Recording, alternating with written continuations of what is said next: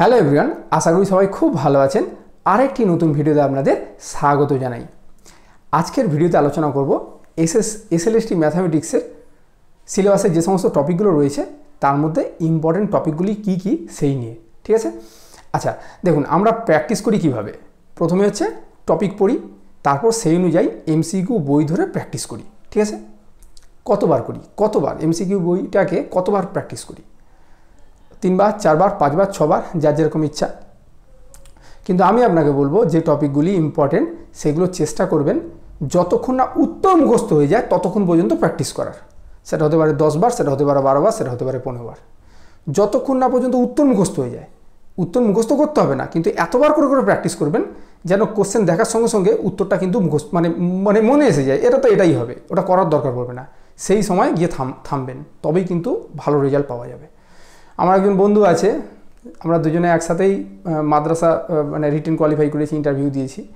হ্যাঁ, তো সে কিন্তু আমাকে একবার বলছিল যে আমি যখন বললাম যে পরীক্ষা শেষে যে কিরে আবার বইটা আবার প্র্যাকটিস শুরু করতে হবে, তো বলছে দাঁড়া কিছুদিন যাক, আগে অ্যান্সারগুলো ভুলি, এরকম করে আমাকে বলছে।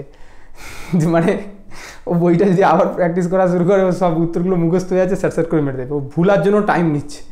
তো বলার বক্তব্য এটাই যে ইম্পর্টেন্ট টপিকগুলো আমি বলতে যাচ্ছি সেগুলো কিন্তু সেই সময় থামাবেন। ঠিক আছে, তবে কিন্তু ভালো রেজাল্ট আসবে। আর এমসিকিউ বই দুটো নিলেই ভালো, খুব বেশি নেওয়ার দরকার নেই। দুটো বই নিন, ওইগুলোকে বারে বারে প্র্যাকটিস করুন। ঠিক আছে, আচ্ছা কোন দুটো বই নেবেন সেটা আমি লাস্ট ভিডিওতে বলে দিয়েছি, ওই ভিডিওটা চাইলে দেখে নিতে পারেন। ঠিক আছে, কথা না বাড়িয়ে চলুন এবার হচ্ছে ইম্পর্টেন্ট টপিকগুলো বলি। আচ্ছা, প্রশ্ন খুলবেন এসএলএসটির যে কোনো প্রশ্ন, দেখবেন শুরুর দিকেই, একদম শুরুর দিকেই এই টপিকগুলো থাকবে। Classical algebra, abstract algebra, linear algebra, real analysis, এইগুলো কিন্তু একদম খুব খুব খুব খুব ইম্পর্টেন্ট। যদি স্টার মারতে বলেন তাহলে আমি তো 3টে স্টার মারবো এগুলোকে, প্রত্যেকটাকেই। কাকে বাদ দিই বলুন তো? এই 3টে করে স্টার।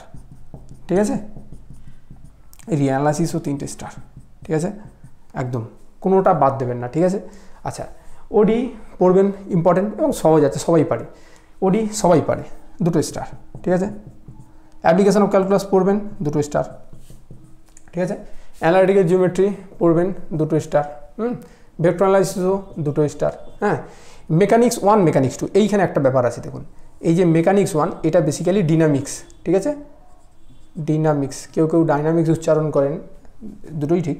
আর মেকানিক্স 2তে আছে স্ট্যাটিক্স, আর আছে কি না রিজিড ডিনামিক্স। আচ্ছা, এখানে একটা কথা ক্লিয়ার করে দিতে চাই, এটা না 11-12 সমস্ত টপিকগুলো নিয়ে আমি বলছি। আর 9-10 যে সিলেবাসটা আছে সেখানটায় কিন্তু এই মেকানিক্স 2 পার্টটা নেই, সেখানে মেকানিক্স 1 আছে। এবারে এইখানে কটা স্টার মারতে যদি বলেন তাহলে বলবো মেকানিক্স 1-এর উপরে কিন্তু খুব ভালো জোর দিতে হবে। ঠিক আছে, আর মেকানিক্স 2টা 11-12 বা 9-10 খুব বেশি পড়ে না, খুব বেশি কোশ্চেন পড়ে না। এই সিলেবাস স্ট্যাটিক্স আর রিজিড ডিনামিক্স পড়লে দেখবেন অনেক টাইম লাগবে, সেই অনুযায়ী কিন্তু কোশ্চেন পড়ে না, ওই 2-1টা। এইটা চাইলে একটু স্কিপ করতে পারেন, বা যদি একবার পড়তে পারেন খুব ভালো হয়। ঠিক আছে, এটা আমি খুব একটা স্টার মারছি না। এলপিপি পড়বেন, হ্যাঁ 1টা স্টার মারছি এই অর্থে কি এখান থেকে কোশ্চেনটা কম পড়ে। ঠিক আছে, আবার মাঝে মাঝে একটু বেশিও দিয়ে দেয়, 2 স্টার মেরে রাখাটাই ভালো। ঠিক আছে, প্রবাবিলিটি স্ট্যাটিস্টিক্স পড়বেন, এটাও ভালো টপিক। কোশ্চেন কিন্তু খুব বেশি পড়বে না। নিউমেরিক্যাল অ্যানালিসিস 1টা স্টার মারছি, কেন কি খুব বেশি কোশ্চেন পড়ে না, ওই দুটো ম্যাক্সিমাম। ঠিক আছে, এই টপিক। তাহলে মোদ্দা কথা কী হলো? মোদ্দা কথা হচ্ছে ক্লাসিক্যাল, অ্যাবস্ট্রাক্ট, লিনিয়ার, রিঅ্যানালাইসিস এগুলো কিন্তু খুব ভালো করে পড়বেন, খুব ভালো করে পড়বেন। কেন কি প্রশ্নপত্রের শুরুর দিকে কিন্তু এই কোশ্চেনগুলোই থাকে। আর পরীক্ষার প্রশ্ন খুলে দেখবেন যে রিঅ্যানালাইসিস দিয়ে শুরু করেছে। সাধারণত ক্লাসিক্যাল অ্যালজেব্রাই একটা শুরু করে, কমপ্লেক্স নাম্বার দিয়ে বলে অ্যামপ্লিটিউড বের করো বা এই জাতীয় কিছু একটা প্রশ্ন। তাও ক্লাসিক্যাল অ্যালজেব্রার প্রশ্নটা দেওয়ার পর হয়তো রিঅ্যানালাইসিস থেকে একটা কোশ্চেন দিতে পারে। তো পরীক্ষার প্রশ্ন শুরুর দিকেই যদি দেখেন যে এমন একটা কোশ্চেন দিয়েছে আপনি পারবেন না, হ্যাঁ, তো তখন কিন্তু কি বলুন তো, মনোবলটা ভেঙে যায়। তো সেই হিসাবে আমি বলবো এগুলো কিন্তু একদমই বাদ দেবেন না। ঠিক আছে, এই টপিকগুলো খুব ভালো করে পড়বেন, তাহলে কিন্তু ভালো রেজাল্ট আসবে। আর যদি মনে করেন যে এইগুলো যদি আপনার মনে হয় যে এই জিনিসগুলো বিএসসিতে ভালো করে শেখা হয়নি বা একটু ভুলে গিয়েছেন, ঠিক আছে, তো তার জন্য বলে রাখছি আপনি যেখান থেকে পারেন শিখতে পারেন, যেখান থেকে সুবিধা হয় সেখান থেকে শিখতে পারেন। কিন্তু আপনি যদি চান আমার এই চ্যানেল থেকেও শিখতে পারেন। ঠিক আছে, কীভাবে শিখবেন বলে দিই। প্লেলিস্টে যাবেন, প্লেলিস্ট থেকে পরপর দেখবেন ফোল্ডার করা আছে, classical algebra, abstract algebra, linear algebra, real analysis পরপর ফোল্ডার করা আছে। সেই ফোল্ডারগুলোতে ক্লিক করলেই হয়ে যাবে। আর যদি প্লেলিস্ট খুঁজতে না পারেন তাহলে বলি এই ভিডিওর কমেন্ট সেকশান চেক করুন, ওই কমেন্ট সেকশানে আমি লিঙ্কগুলো দিয়ে দেবো। Classic algebra link, abstract algebra link, linear algebra link, হ্যাঁ, এগুলো লিঙ্ক দিয়ে দেবো। ওই লিঙ্কের উপর ক্লিক করলে আপনি পরপর ভিডিওগুলো দেখতে পারবেন। খুব সামান্য একটা চার্জ আছে, সেই চার্জের বিনিময়ে আপনি কিন্তু সমস্ত ভিডিওগুলো অ্যাক্সেস করতে পারবেন। আর যদি কোনো চার্জ না দেন তাও বলবো দেখতে, কেন কি বেশ কিছু ভিডিও পুরো ফ্রিতেই রাখা আছে, কোনো চার্জ লাগে না, ঠিক আছে। ক্লাসিক অ্যালজেব্রার অনেক ভিডিও একদম পুরো ফ্রি, ঠিক আছে। রিয়েল অ্যানালাইসিসের একটা ভিডিও আছে ফ্রি, রিয়েল অ্যালজেব্রার একটা ভিডিও ফ্রি আছে, অ্যাবস্ট্রাক্ট অ্যালজেব্রার অনেকগুলো ভিডিওই ফ্রিতে রাখা আছে। আচ্ছা, আরেকটা বলে দিই যে কোন কোন টপিকগুলো এই চ্যানেলে শেষ করা হয়েছে একটু বলে দিই, আর কোন কোন টপিকগুলো খুব শীঘ্রই শুরু করা হবে সেটাও বরঞ্চ বলে দিই। দেখুন, ক্লাসিক অ্যালজেব্রা পুরোপুরি শেষ করে দেওয়া হয়েছে। অ্যাবস্ট্রাক্ট অ্যালজেব্রা আপনার হচ্ছে set relation mapping, group theory, cyclic group, ওইগুলো পুরোপুরি শেষ করে দেওয়া হয়েছে। 9-10 সিলেবাস অতটাই আছে, তো 9-10 সিলেবাস যদি ধরেন তাহলে কিন্তু পুরোটাই শেষ। 11-12 সিলেবাসটা ধরলে আরও কিছু টপিক বাকি আছে, সেগুলো আমি ধীরে ধীরে আপলোড করবো, একটু টাইম লাগবে, ঠিক আছে।